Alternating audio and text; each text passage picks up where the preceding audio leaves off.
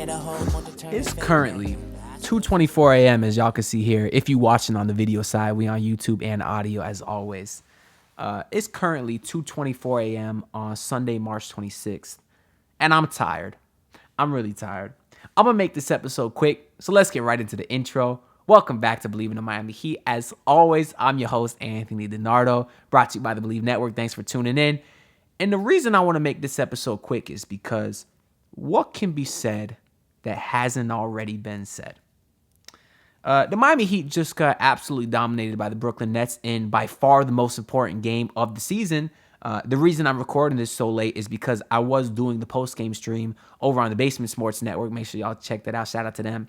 And we were talking for hours after the stream about a ton of things, but also a lot about this Heat team because we genuinely, I was going to say we genuinely can't believe how bad things have gotten. But a lot of those guys over there saw this coming for a very, very long time because of the whole running back thing. It made no improvements while all the other teams did, and all that other stuff we've been talking about for several episodes now. But to get to a point where it's this bad is really, really embarrassing.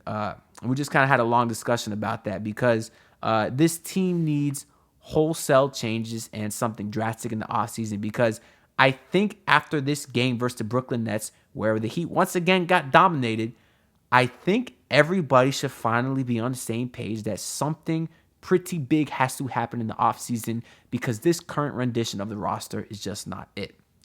Now, the last episode was recorded after the Miami Heat blew out the Memphis Grizzlies, and of course the game before that they beat the Utah Jazz. And I said I wanted to get that episode out quick because I wanted to have a positive episode. And I said, for all I know, the Heat could lose to the Bulls by 1,000 points in the next episode, and the podcast would have a different tone. Because a lot of these this year have been negative because, of course, it's been a down season. So I wanted to get a positive one out there. You feel me? Well, sure enough, the Miami Heat did get dominated by the Chicago Bulls. That game wasn't close at all. They ended up losing by 14. And then you went and you played the Detroit Pistons, a game that was close for 3.5 quarters, but Miami pulled away. A win is a win. You should have handled that team easily. You didn't, but a win is a win. And then you get a very nice and big win versus the New York Knicks. And I'm sitting here thinking, this Heat team has a chance to not solidify themselves in 6, but put themselves in a good spot to actually be out of the play-in. Something that I did not think was possible because at the same time, remember, the Brooklyn Nets lost back-to-back games to the Cleveland Cavaliers, and they actually fell to 7. Miami was in 6th place for about 24 hours. And, of course, we were matched up against the Brooklyn Nets. So if you were to win that game, you'd be a whole game or a game and a half ahead of them with about 2 weeks left to go in the season. Hey, even a game and a half behind the Knicks, and you play them again. Maybe this team even had a chance to go to 5. And I was sitting there thinking, okay, after all this negative that we've seen this season, maybe there's a chance they could turn it around at the end and go into the playoffs with a respectable positioning, or at least not the play-in game, which is a major disadvantage for many reasons there. But then you got blown out by the Brooklyn Nets. They scored like 65 at halftime. They outscored you by over 20 points in the third quarter. It was really just extremely embarrassing to the highest degree. On UD night of everything, how dare they disrespect Udonis Haslem, man? That's my guy. No UD slander here, especially on UD day. If y'all got something disrespectful to say about UD, save it for another day, but really don't say it at all because he's the guy. We'll get into UD a little bit later, though, because he's the only really something different that we can talk about. But yeah, close game. The Miami Heat are having an awesome first half. I hear at one point I'm not paying too much attention to the score. It's early in the game. Of course, I'm watching. I know the Heat are shooting well. And then I hear the Heat are shooting 8 of 9 from 3. And then I go and look at the score. They're up 3 points, 5 points. I hear they're shooting 70%. They're up 3 at halftime. I look at that and say to myself, as a guy who's watched enough sports to know, I say, this team is going to get absolutely blown out in the second half. How do you shoot 70% and you're only up 3? That is a terrible, terrible sign. And exactly what I saw coming to anybody else who's watched sports for a long time, or at least watched the Heat this season. So got exactly what we expected. I don't know how you could see it any differently. The third quarter has a name for a reason. It's because they always get dominated in the third quarter, typically, most of the time. And this season, it's been in games that mattered, like tonight. There was points out there where they looked like an incompetent group of professionals. They looked like people who had just stepped on the basketball court for the first time in their entire life. There was possessions where they could not, or where they had their hands on a rebound, but could not hold on to it. It bobbled 6 or 7 times, and the Brooklyn Nets will get another chance. One possession happened 3 times. Brooklyn got 3 attempts, and each time they missed, Miami got their hands on a rebound, but couldn't corral it in. They were getting out-hustled, outworked, outclassed. I don't care if all those words mean the same thing. The Heat were getting it. And I want to say it's an effort thing, but I think they tried for the most part, at least when the game was close earlier on. Certainly when they started getting blown out, it was you could tell they weren't trying at all, which sucks because we've seen a lot of that this year, the lack of effort, and that's why they're in the desperation spot that they're in. But when they were trying, they just weren't good enough. Kevin Love. I saw a tweet from Ira Winterman today that said, Kevin Love's lack of mobility has been a struggle for the Heat. What the hell did you expect? You signed a 36-year-old guy, 36, 37, whatever he is, who was never athletic, who could never run, who was a guy that was just big, especially in his college days and in earlier days in league, and that helped him get rebounds, helped his post game a little bit, and then he slimmed down and he turned into a solid catch-and-shoot three-point shooter. He was never athletic. What did you think that was going to look like at 37 years old? What was the reason that the Cleveland Cavaliers, who are a contending team, did not want to give him a single minute? They didn't want to give the man a spot in the rotation, and they're a contending team. What did you think you were going to get from Kevin Love? And when I say you, I guess I'm talking to the Miami Heat. I don't know who the Miami Heat is. I don't know if it's the front office, which is Pat and Andy. I don't know who it is. But you got to know better. That is and I liked when they got Kevin Love because I said in theory he's a guy that could help, a guy that could space the floor and rebound. But I also looked at those concerns and said, that's something they got to look into. Why were the Cleveland Cavaliers not playing Kevin Love? Is it because he's too old? And apparently they did their research and determined, no. Kevin Love can still be a valuable player. No, he can't. There was a possession tonight against the Brooklyn Nets where he tried driving in, tried lowering his left shoulder. He looked like my 7-year-old cousin when he tries to shoot a basketball because the ball hit the bottom of the rim. How are you a professional basketball player and the ball hits the bottom of the rim when you shoot a layup? He got the ball back, tried going up. He's just too small and too weak against actual big men in the NBA to do anything. He's not good. He's not a very good basketball player at all. You got a relatively efficient night from Tyler Herro. Even Jimmy and Bam were okay earlier on at the same time, but they had no answers on the defensive end. I mean, they gave up 129 points to the Brooklyn Nets, who lost 5 games in a row prior to this. Jimmy Butler, a minus 33. My God, that's awful. Your 2 best players, actually, Butler minus 33, Bam minus 24. And I guess Gabe was a minus 27 too. But the plus minuses are stupid. You got blown out. Everybody's going to have a terrible plus minus. What gets me mad is late in the game when they say, oh, Spo's emptying his bench. Who comes off the bench? None other than our $90 million guy, Duncan Robinson. What's the point of me getting in on Duncan anymore? What's the point? What can be said that hasn't already been said? That might be the theme of this episode. If you're going to take a quote away, that might be the quote because it's all stuff I've been saying for a very long time. It's hard to watch this team and not get frustrated when you see close to $100, $200 million on your roster of just non-productive players in Kyle Lowry, Duncan Robinson. One of them in Duncan who doesn't play. He's quite literally out of the rotation. How can you sign a guy and fail that miserably? It's one thing if you pay a guy and he sucks and he's just not any good. But he's playing. He's contributing somewhere. They can't find minutes for Duncan Robinson. And keep in mind, that's on a team where Victor Oladipo has struggled. He's not even in the rotation anymore. Max Strus has struggled. And he balled out tonight. If you look at this box score and you tell me that the Heat had a great night from Max Strus, a efficient night from Tyler, you think they win the game. And you see they get out rebounded. Maybe they lose a close one. But no, to get absolutely killed, it's embarrassing, man. Tyler Herro had a quote after the game. He said this team doesn't want to be in the play-in. It didn't look like it tonight.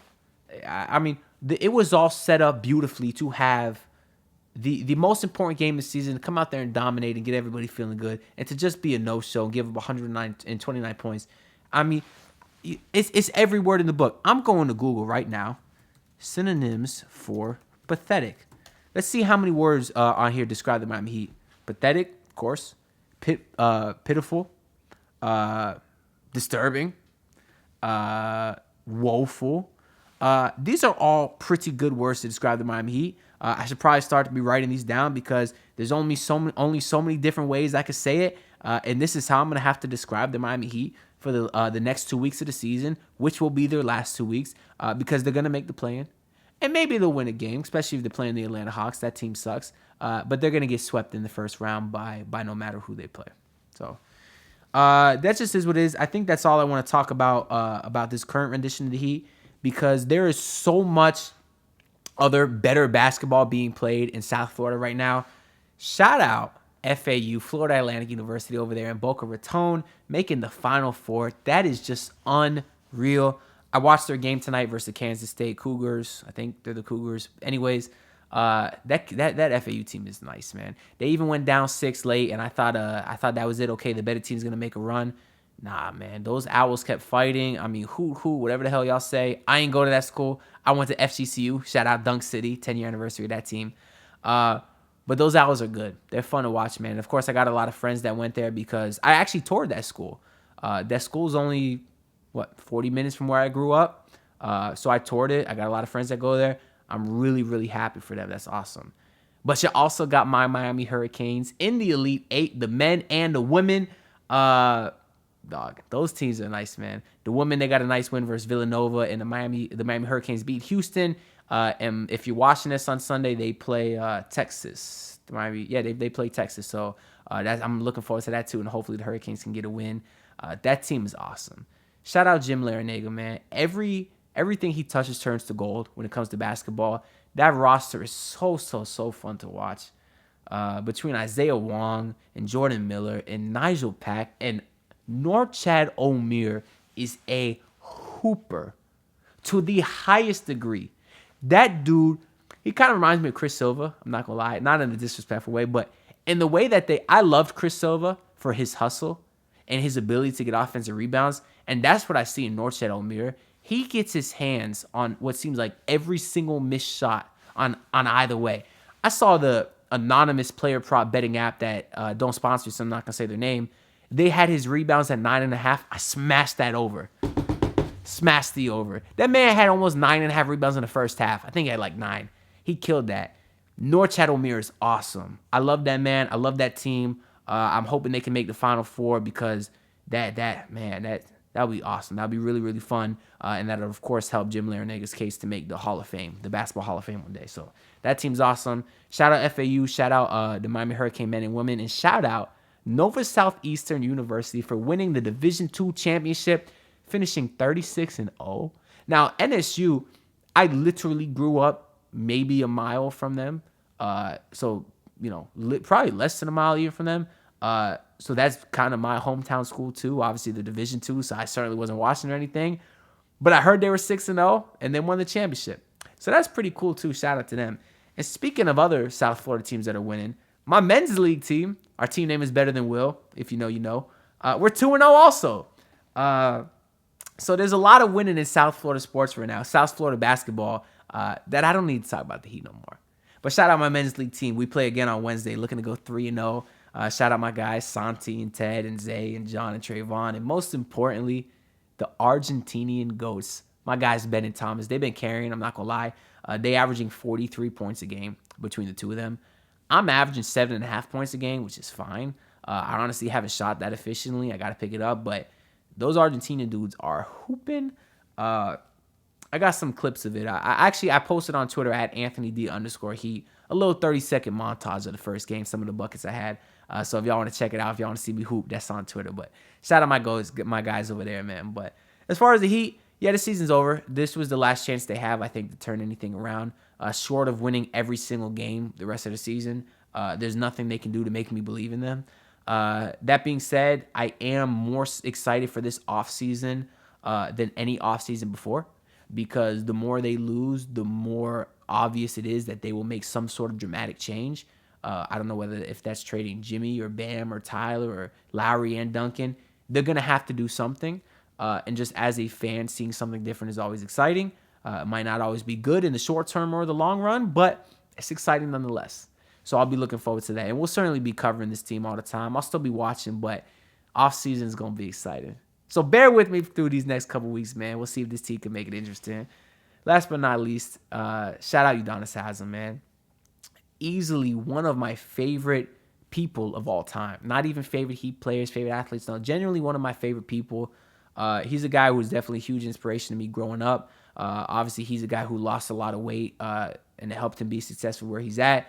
There was also a point in time where I lost a lot of weight, and it definitely changed my life also, and he was an inspiration for that. How hard he works, the kind of person he is. You hear the stories all the time. And I even read Cooper Moorhead's article. Shout out to him. He posted a whole article about UD. It was a long read, but it was a good one. And he basically just detailed out all the players tell you, if you think UD provides no value to the Heat, you are ignorant. That's basically what they said.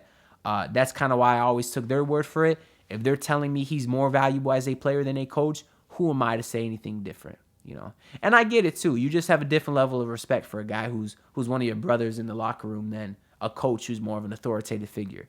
I've always been of the camp that Udonis Haslem can stay on my team as long as he wants.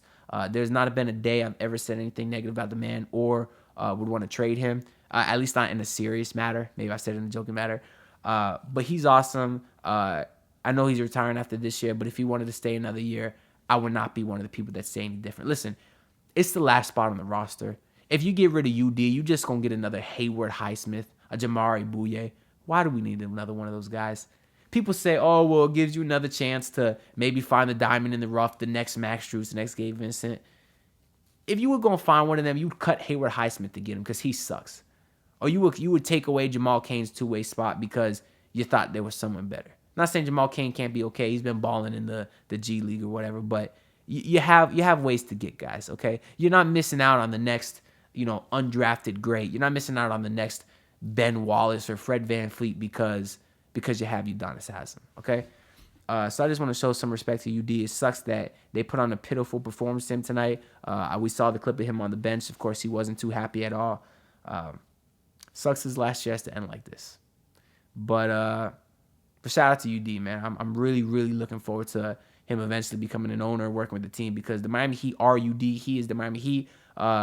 He is woven into the fabric of this franchise. I think that's what they said on the broadcast today, and I thought that was said very beautifully. That's really all I got. I think the next game for the Heat is they play Toronto on Monday, maybe. They might win, they might not, but the unfortunate reality is nothing they do the rest of the season matters. Wait, is it Monday? It's Tuesday. They play on Tuesday. And I hate to say that because, y'all listen to this or watching this, and I'm trying to keep y'all entertained or involved, so it probably is not sound good of me to say, hey, this team sucks. Be bored. But I hope that y'all can at least appreciate the honesty and genuineness coming from me, because not a lot of people give you that. Not a lot of people are real. There's a lot of sunshine pumpers out there who don't want to say anything negative about the Heat, and I just want to keep it real, and I think we're kind of all in the same spot, so hopefully you appreciate that coming from me. But other than that, stay tuned to the channel. I have a very, very exciting episode coming out later this week. I did an interview with street ball legend White Chocolate. Not Jason Williams White Chocolate, but Randy Gill White Chocolate. He's one of the OG hoopers, played against the And1 and all those dudes. He's a legend. If you don't know, I'm excited for y'all to get to know him. I don't think that'll be on the podcast side. It's not really a Believe thing. That's just sort of a personal project I'm working on. But if y'all are interested, it's a dope interview. We spoke for about 45 minutes. That'll be out later this week. But that's all I got for y'all. I appreciate y'all tuning in. Somehow we found a way to do another 20-minute video for y'all. But I'll see y'all next time. Peace out. Look, pull up in your city, tryna get that dead face. Do it on my own, I don't need no dead weight. Had to kill him off, yeah, I need a head space. You know this homegrown bitch don't offend me.